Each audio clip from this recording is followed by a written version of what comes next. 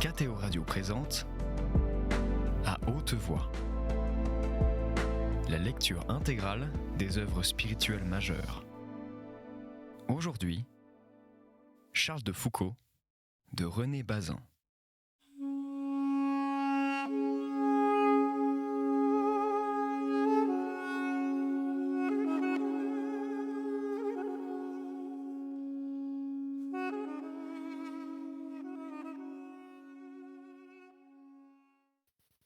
La fin de l'année approche.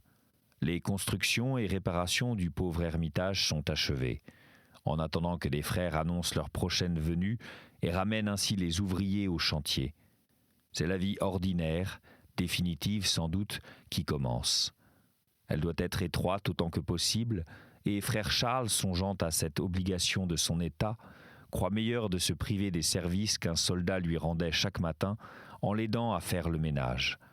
On lui représente qu'il est fatigué, il maintient sa décision. Il donne cette réponse spirituelle et grande: Jésus n'avait pas d'ordonnance. Son unique souci est celui des âmes. Grâce aux 2 noirs qu'il a rachetés, il peut exposer le Saint-Sacrement dans la chapelle, qui ne sera pas tout à fait désertée aux heures où les soldats sont retenus au camp. Et puis, le jour de Noël et le lendemain, joie immense. Des Marocains viennent lui rendre visite. Avec quelle amitié il dut les recevoir et de quel rêve il les suivit qu'il ne pouvait entendre. En ces mêmes jours, il eut d'autres surprises, d'une autre sorte. Noël est une époque où, dans la chrétienté, depuis bien des siècles, il est d'usage que les amis échangent des cadeaux. Frère Charles vit arriver dans l'ermitage un commissionnaire portant un paquet léger, soigneusement ficelé, que les âniers de la poste avaient remis au bureau des affaires indigènes. D'où cela vient-il ? De l'Orient ? On se souvient encore de moi ? On se souvenait si bien de lui que les religieuses d'un des couvents de Terre Sainte où il avait passé, voulant faire plaisir à l'ermite qu'elles avaient connu jardinier, portier, commissionnaire, lui envoyaient un présent de Noël. Mais que donner à un ermite quand soi-même on est pauvre ? D'abord, des reliques pour la chapelle. Il y en avait plusieurs dans le paquet. Reliques de saints, parcelles du Saint-Sépulcre ou du rocher de la Nativité. Les donatrices y avaient joint des fleurs de la Palestine, disposées en bouquets et collées sur des feuilles de vélin. Puis, ayant cherché de quels menus objets un père de la Thébaïde pourrait avoir besoin pour son ménage, elles avaient enfin enfermé sous la même enveloppe une cuillère de bois, une souricière et 1 mètre de drap blanc. L'homme qui avait apporté le paquet, voyant ce coupon d'étoffe et en même temps la misérable gandoura élimée, déchirée, percée dont était vêtu le père de Foucault, s'était dit que dans ce beau drap blanc, on pourrait découper des pièces dont avait grand besoin la tunique de son ami. À peine rentré au camp, il se rendit donc chez le tailleur du bataillon et le dépêcha vers l'ermitage. L'autre ne tarda pas beaucoup à faire la route, peut-être voulut-il attendre que la plus rude chaleur de l'après-midi fût passée. Toujours est-il que vers le soir, avant le soleil couché, il était de retour au camp et prenant une mine déconfite, « Rien à faire. » Comment ? Il ne veut pas qu'on répare sa gandoura ? Pas précisément, mais déjà il n'avait plus le morceau d'étoffe, il l'a donné. En effet, sur le plateau encore ardent, il pouvait apercevoir, fier et courant se montrer à ses camarades, un jeune noir qui sortait de l'ermitage, enveloppé dans un sac aussi blanc que la neige. Vers le même temps, peut-être un peu plus tôt, un officier qui s'occupait du ravitaillement des postes des oasis remarqua sur le quai de la gare d'Oran un petit fût adressé au révérend père de Foucault à Béni-Abbès. Vin de messe, pensa-t-il, et qui ne peut manquer de s'aigrir ? Le voyage, la chaleur ont déjà dû l'avarier. En quel état proviendra-t-il au pauvre père ? Aussitôt la découverte faite, on s'empresse de loger le fût à l'ombre dans un magasin. Un homme de bonne volonté, et qui connaît les soins à donner au vin en danger, verse plusieurs seaux d'eau sur le baril, qui est recommandé aux convoyeurs du train d'Oran à Béni-Ounif et 2 ou 3 fois aspergé le long de la route. À Béni-Ounif, le moment venu où le convoi se forme pour ravitailler Béni-Abbès, on place le fût sur le chameau.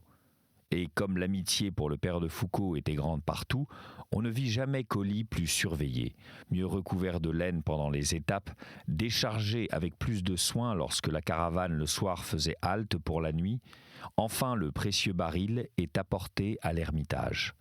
« Voilà votre vin de messe, mon père. » « Mais je n'en ai pas demandé.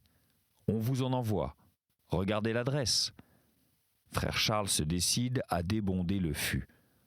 On s'aperçoit alors que c'était une cloche, au battant bien enveloppé de chiffon, qui avait voyagé sous les douves de châtaignier et qu'on avait rafraîchi avec ce soin touchant. Elle fut suspendue en haut d'une sorte de petite tour rectangulaire, je dirais campanile si le mot n'était pas ici d'une ambition démesurée, qui flanqua la chapelle. Et elle sonnait, me racontait un témoin, elle sonnait plus souvent que nous n'aurions parfois voulu, non seulement dans le jour, mais la nuit, à 10 heures, à minuit, à 4 heures du matin. Le son dans l'air du désert arrivait sur nous, dans la redoute, comme si nous avions été sous le battant. C'était frère Charles qui s'appelait lui-même à l'office. 20 janvier 1903.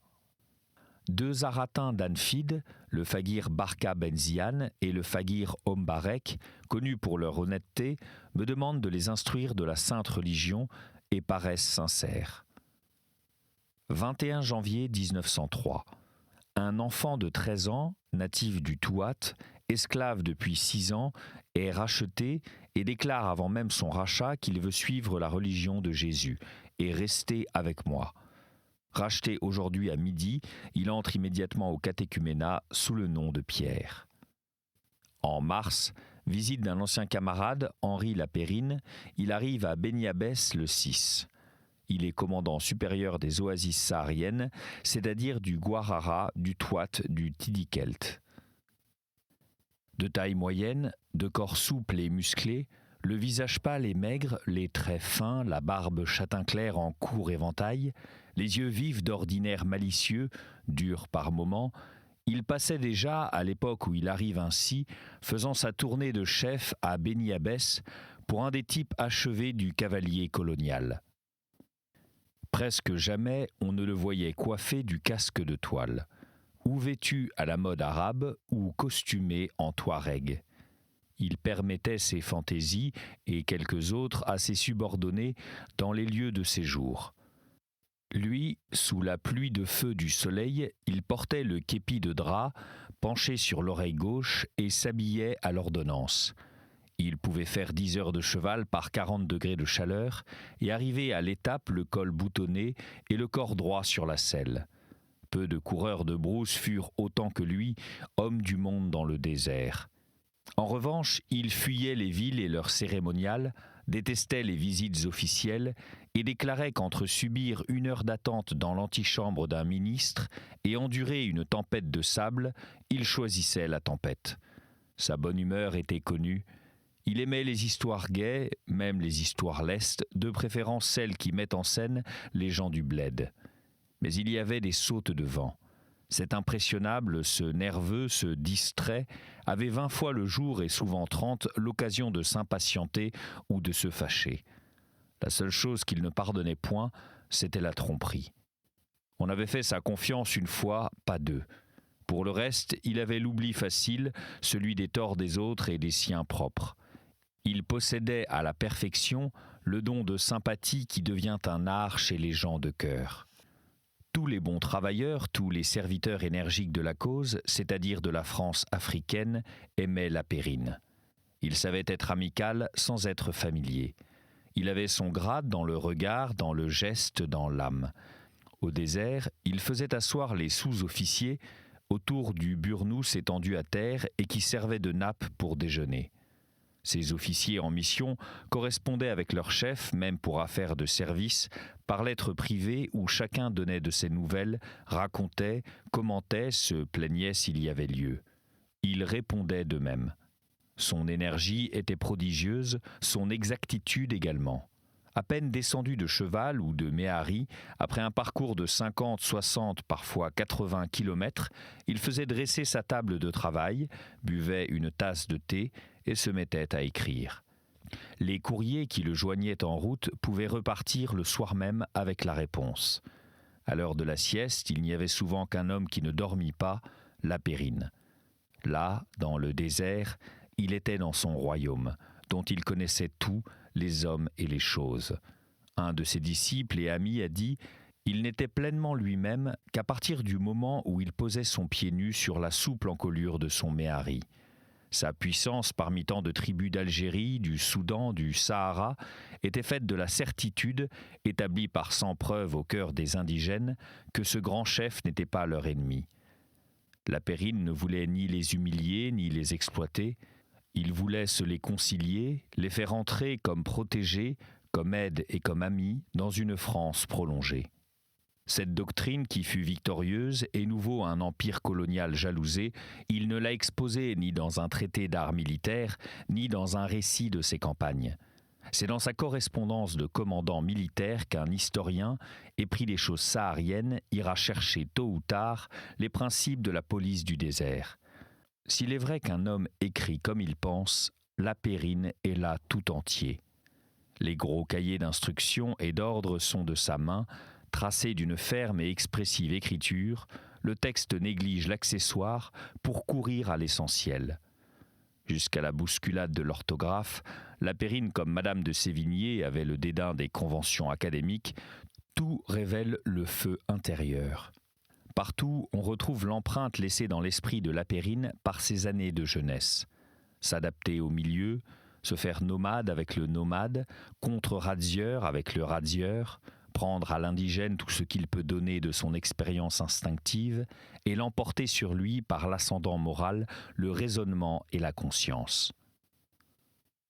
La vocation de Lapérine et celle de Foucault étaient donc sœurs, non pas semblables ni de même caractère, mais variétés toutes deux de la même espèce très française et très chrétienne. Leur amitié, pendant 40 années, s'explique par cette commune intelligence du rôle civilisateur de la France.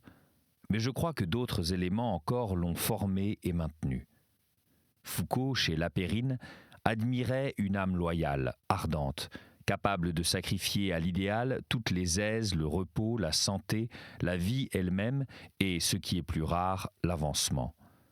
Lapérine admirait chez Foucault des dons pareils aux siens, mis au service d'un idéal encore plus grand, la sainteté personnelle et le rayonnement de la sainteté parmi les indigènes.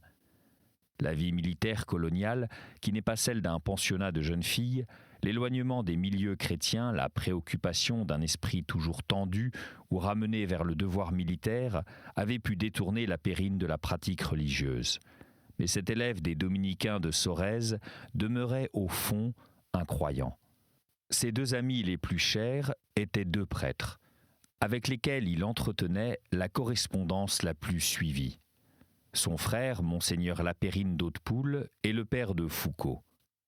Et si l'on peut citer de lui telle boutade qui ferait supposer qu'il n'avait aucune foi, il faut bien se garder de tirer, d'une cause aussi menue, une conclusion si grave et si fâcheuse.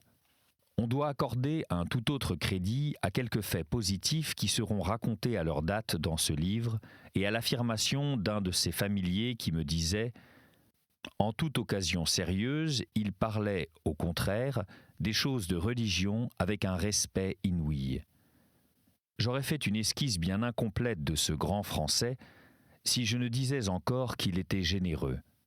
Sa bourse s'ouvrait facilement.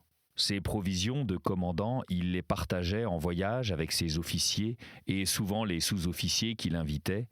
Parmi les tribus, il aimait à distribuer les cadeaux, et l'on ne songera pas sans émotion que bien des années après celles que je raconte ici, lorsqu'il partit pour ce voyage aérien vers le Hogar, qui devait être son dernier voyage, Lapérine emportait à bord de l'avion, en guise de bagage, un petit colis de soieries légères pour les femmes et les enfants touaregs. Tel était le visiteur dont la venue fut une grande joie pour frère Charles. Ils durent causer longuement, un peu du passé, beaucoup de l'avenir de leur Afrique. Cependant, le Dier n'en dit rien. Ni l'arrivée de ce détachement militaire sur le plateau de Beni Abbès, ni la réception faite au commandant déjà légendaire, ni les mots de Lapérine, ni les conversations des deux amis ne sont racontés. Comme ce frère Charles était peu romancier, une simple note très courte, une confidence. Il, la Périne, avait obtenu il y a quelques jours l'autorisation de faire ce printemps une triple opération. 1. D'aller d'Insala à Timbuktu et de joindre définitivement et militairement par la force au besoin le Tidikelt au Soudan. 2. De conquérir le Hogar et de pousser jusqu'à Agadez. 3. De gagner l'océan Atlantique au sud de Dra en occupant Tabel Balet et Tindouf. Mais, après lui avoir accordé ces autorisations, on les lui a presque aussitôt retirées ces jours derniers. Et la Périne poursuit sa tournée. Les jours, les mois s'écoulent, la solitude est toujours complète, je veux dire dans l'apostolat. Aucun autre homme ne s'offrait à partager la vie de celui qui était parti, comme saint Jean-Baptiste pour être ex vox clamantis in deserto. Le Baptiste savait bien qu'il n'aurait pas de compagnon, frère Charles espérait en trouver, et sûrement dans les jours les plus rudes, quand le corps ploie de fatigue et que l'esprit va succomber à la tentation de l'aquabon, il s'était réfugié dans l'espérance de cette aide qui viendrait. Que de fois la fuite du temps, l'absence de durée, qui est une des misères de notre état, nous sert de consolation. Mais pour frère Charles, l'épreuve était sensible. Il n'en souffrait pas pour lui-même, ayant l'amour de la solitude, il en souffrait pour le prochain. Seul ouvrier dans la corruption totale, l'ignorance totale, où ne se rencontrent pas même ces lueurs, ces regrets voilés, cette puissance de résurrection qu'on peut deviner au fond des âmes baptisées, il avait essayé au cours des années de solliciter quelques vocations de petits frères ou de petites sœurs de la future communauté. Ses lettres, ses envois discrets de règlement semblaient ne toucher aucun cœur. En France, une idée généreuse ne pas germer? Cela se peut-il? Et pourquoi? Les réponses peuvent varier. Des personnes tant soit peu instruites de l'histoire ecclésiastique observeront sans doute que les ordres religieux ne sont pas nés dans l'abstrait, que les constitutions n'ont pas été faites a priori, mais d'abord vécues, tâtonnées, éprouvées par un groupe d'hommes ou de femmes que la vertu d'un futur chef avait attirés. D'autres feront remarquer que les règlements de frère Charles dépassent la mesure, violentent par trop la faiblesse humaine, supposent une vigueur de tempérament et une puissance de volonté rarement associées. On va voir cette opinion fermement, rudement même exprimée par le prieur d'une trappe, qui n'avait pas oublié frère Marie Albéric, qui le tenait pour un homme de sainteté éminente, mais ne le croyait pas appelé au gouvernement d'une communauté. Nous sommes arrivés à ce point de la biographie du père de Foucault, où il faut expliquer pourquoi il désire si vivement, et il le désirera jusqu'à la fin, que d'autres prêtres se fassent comme lui, petit frère du Sacré-Cœur, et s'enfonce dans les pays de l'islam. Il avait recherché la solitude, il l'avait achetée cher, il y tenait. Mais l'ouvrier, plongé dans la moisson et voyant l'immensité de la tâche, se désolait pourtant de n'être pas en troupe. Il faisait plus, il s'en accusait. Sans cesse dans sa correspondance et dans ses notes intimes, il déclare que son indignité est cause de l'isolement où il vit. « Je suis toujours seul à Béni-Abbès », écrit-il à la marquise de Foucault. Plus que jamais, je crois que ce point de Béni-Abbès, propice pour une communauté de solitaires pauvres, vivant dans l'adoration du Saint-Sacrement et le travail manuel, c'est si solitaire et si central entre l'Algérie, le Maroc et le Sahara. Priez pour que mes infidélités ne mettent pas obstacle au dessein du Sacré-Cœur. Cette coulpe ne cesse point d'être battue. Voici la même pensée, le même élan de contrition et de supplication dans le Dier à la date de Pâques 1903. Ni postulant, ni novice, ni sœur, si le grain de blé ne meurt pas, il reste seul. Seigneur Jésus, pardonnez-moi mes infidélités, mes lâchetés sans nombre. Secourez-moi, Vierge Marie, Sainte Madeleine, bienheureuse Marguerite Marie. Régnez en moi, cœur de Jésus, afin que je meure enfin à moi, au monde et à tout ce qui n'est pas vous et votre volonté, et que je rapporte du fruit pour votre gloire. Le catéchumène Paul m'a quitté après de grosses fautes. Le catéchumène Pierre m'a quitté. Il désirait retourner chez ses parents. Je l'y ai envoyé. Le catéchumène Joseph du Sacré-Cœur, envoyé à Alger chez les Pères Blancs en février 1902 et reconduit par eux au Soudan en octobre, les a quittés et mal quittés. Il ne reste à la fraternité que 2 personnes avec moi, le petit chrétien Abd Jésus et la vieille catéchumène aveugle Marie. Tout à coup, il semble que ces hommes de mortification, de prière, d'exemple et de charité, dont frère Charles implore la venue, vont lui être envoyés. 2 pères et 2 frères de la trappe de Stawelli ont parlé, assez vaguement sans doute, d'imiter le père de Foucault et de se mettre sous son obéissance. Mais regardez-le et le reconnaissez, il ne cherche pas à les attirer. Il les éprouve dès le début.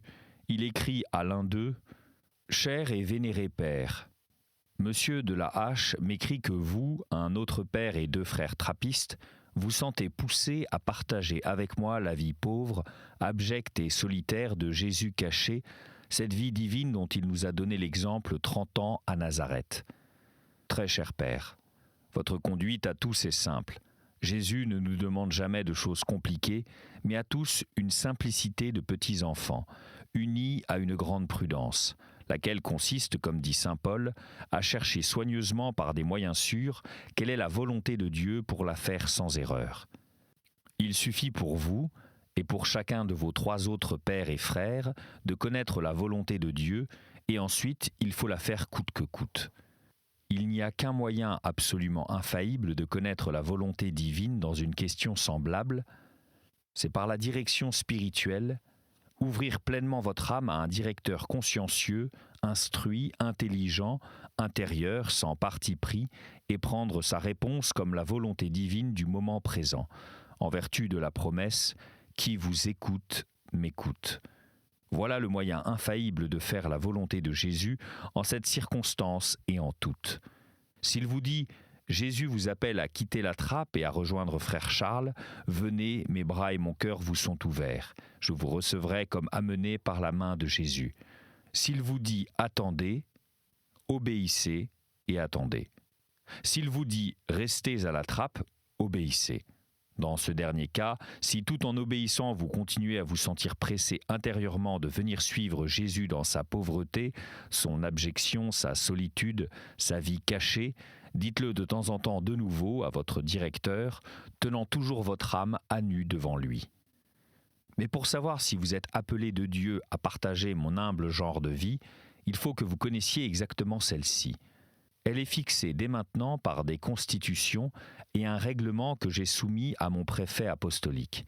Celui-ci, me permettant de m'établir dans sa préfecture, m'a permis aussi d'y grouper avec moi un certain nombre de prêtres et de laïcs vivant selon ces constitutions et ce règlement. Quand on sera assez nombreux, on demandera à Rome les autorisations supplémentaires. Prédites-leur bien dura et aspera, montrez-leur et cette lettre et les constitutions et le passage des préliminaires du règlement. Dites-leur bien qu'outre ce qu'on demande d'ordinaire aux postulants, savoir la bonne volonté de pratiquer de leur mieux les constitutions et règlements, je demande des pierres premières de ce petit édifice 3 choses. 1. Être prêt à avoir la tête coupée. 2. Être prêt à mourir de faim. 3. M'obéir malgré mon indignité jusqu'à ce qu'on soit quelques-uns et qu'on puisse faire une élection qui, j'espère, me remplacera par un plus digne que moi et me remettra à la dernière place que je mérite. Ma pensée est que, puisqu'on nous accepte dans la préfecture apostolique du Sahara, où j'ai ici à l'heure présente un petit terrain suffisant pour nourrir 20 à 25 moines, et un commencement de monastère pouvant en quelques semaines et à très peu de frais se terminer, et où, qui plus est, on peut faire énormément de bien tant aux populations du Sahara qu'à celles du Maroc, brebis perdues entre toutes, le mieux est de nous concentrer, nous former ici, tant frères que sœurs, si c'est possible. C'était À Haute Voix, une émission de KTO Radio. Aujourd'hui, Charles de Foucault de René Bazin. Lecture, Fitzgerald Berton. Captation et réalisation, Aymeric Plouinec et Thibaut Dagalier. Une émission disponible en podcast sur ktoradio.com et sur l'application KTO Radio.